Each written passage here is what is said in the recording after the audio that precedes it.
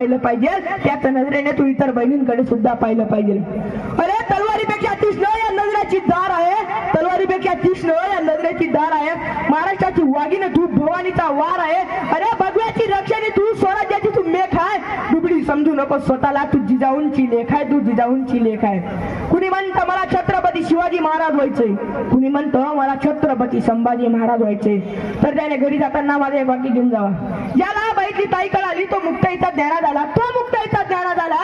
ज्याला बैठली मैत्रीण कळाली ना तो राजेचा श्याम झाला, तो राजेचा श्याम झाला. ज्याला बैठली पत्नी कळाली ना तो सीतेचा राम झाला, तो सीतेचा राम झाला. आणि ज्याला बैठली ही आई कळाली ना तो जिजाऊंचा शिवबा झाला, तो जिजाऊंचा शिवबा झाला.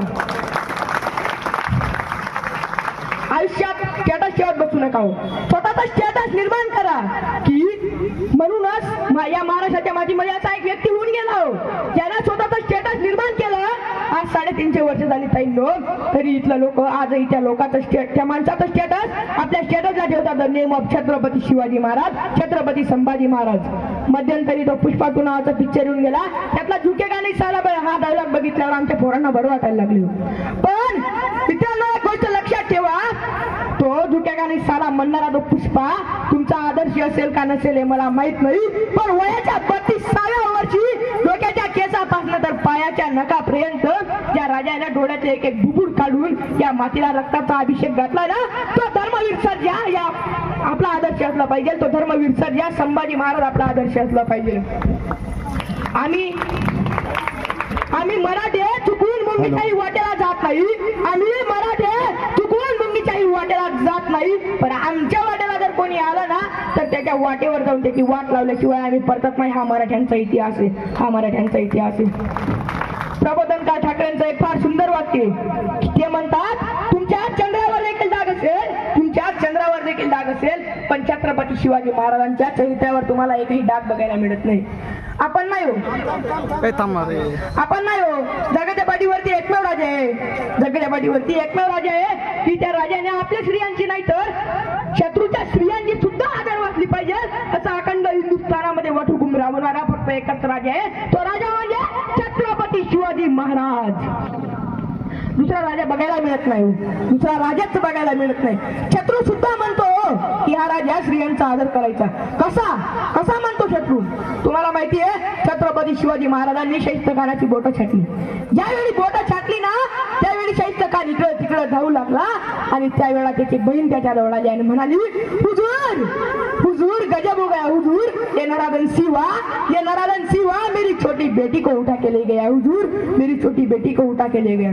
त्यावेळी शाहिस्त खान त्याच्या बहिणीला म्हणतो, चुप कर पगली, ए पगली तुम चुप कर. ये सिवा किसी की उंगली चाट सकता है, सिवा किसी की गर्दन मार सकता है, पर ये सिवा किसी औरत या किसी लड़की पे कभी हाथ नहीं डाल सकता, किसी औरत या कभी किसी लड़की के पे हाथ नहीं डाल सकता. काय सांगितलं शत्रूनं? काय सांगितलं शत्रूनं? हा आमचा राजा छत्रपती शिवाजी महाराज एवढा स्त्रियांचा आदर करायचे तो शत्रू सुद्धा सांगतोय. पण आमची लोक म्हणतात बघा ना हो की बाहेरच्या राजांनी महाल बांधले पण आपल्या राजाचा एकही माल बघायला मिळत नाही, आपल्या राजाचा एकही माल बघायला मिळत नाही. जगाच्या पाठीवरती एकमेव राजा येऊ ज्या राजाचा माल बघायला मिळत नाही. का? बाहेरच्या राजांनी महाल बांधले पण आमच्या राजानं 392 किल्ले बांधले. बाहेरच्या राजांनी महाल बांधले पण त्या महालांमध्ये बायका नाचवल्या आणि आमच्या राजाने 392 किल्ले बांधले आणि त्या 392 किल्ल्याच्या जोरावरती या अखंड हिंदुस्थानातल्या बायका वाचवल्या. छत्रपती संभाजी महाराज हे नाव ऐकल्यावर आपल्याला काहीतरी करायची उमत निर्माण होते. हे नाव ऐकल्यावर आपलं रक्त तापतं. हे नाव ऐकल्यावर आपल्याला आलेल्या संकटाला सामोरे जायची ताकद हे सह्याद्री तुमच्या माझ्या मनामध्ये निर्माण करून जातं. बोला छत्रपती संभाजी महाराज की हा जय तुमच्या माझ्या मनामध्ये सांगावा लागत नाही हो. इथल्या बारक्या पोराला सांगावं लागत नाही की संभाजी म्हणजे काय. जन्मताच इथली माती ज्यांच्या पायावर संभाजी हे नाव कोरून गेली. काय सांगा एवढी जादू या राजाची. 385 वर्ष झाली अजूनही जशीच्या तशी आहे माझ्या राजाची कीर्ती, अजूनही जशीच्या तशी आहे माझ्या राजाची कीर्ती. अरे 18 प्रकट जात समान करती माझ्या राजाची आरती. माझ्या राजाकडे नुसतं बघितलं तरी ना लवकर प्राप्त होते स्फूर्ती. आणि असा राजा या महाराष्ट्राच्या मातीमध्ये होऊन गेला. पावन झाली या महाराष्ट्राची धरती, पावन झाली या महाराष्ट्राची धरती.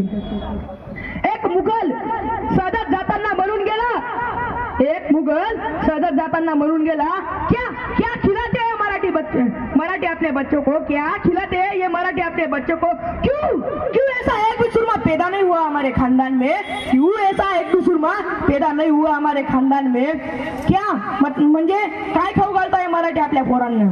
त्यांची तलवार चालायला लागली की शत्रूला समोर उभं राहायची सुद्धा धाडस होत नाही. सह्याद्री फक्त तिघांनीच झाली, तुम्हाला माहितीये. पहिला म्हणजे वाघ, दुसरा म्हणजे वारा आणि तिसरे म्हणजे मराठे.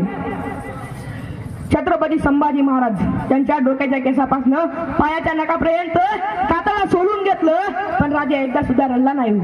राजा एकदा सुद्धा म्हणाला नाही की मला वेदना होत आहेत. राजा जर रडला असता तर तुम्ही इथं भगवे कुर्ते भगव्या टोप्या घालून बसलायत ना, इथं तुम्हाला पांढऱ्या टोप्या घालून बसावं लागलं असतं. हे टोप्या आणि भगवे कुर्ते आणि टोप्या घाललं फक्त संभाजी राजाची देण आहे, फक्त संभाजी राजाची देण आहे. अहो, छत्रपती शिवाजी महाराजांचं निधन झालं आणि त्यावेळी शाकी मुस्ताईद खान औरंगजेबाकडे ही बातमी द्यायला धावत गेला. त्याला खूप आनंद झाला. हो, ही बातमी सांगितल्यावर औरंगजेब खुश होईल. तो धावत गेला आणि म्हणाला, आलमपना बड़ी खुशी की खबर है.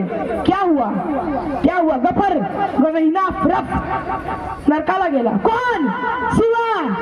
त्यावेळी औरंगजेब त्याची नमाज पडायची चटई खाली अंतरतो आणि त्या चटईवर बसतो आणि म्हणतो, त्याच्या मुक्ताया पडतो आणि उभा राहीन त्याच्या खुदाच्याकडे हात वरती करतो आणि म्हणतो, ए अल्लाह, तेरे पास तेरा एक नेक बंदा आ रहा है, उसके लिए तू तेरे स्वर्ग के दरवाजे खुले रखना, उसके लिए तू तेरे स्वर्ग के दरवाजे खुले रखना. मला मान्यवरांनी इथं बोलण्याची संधी दिली म्हणून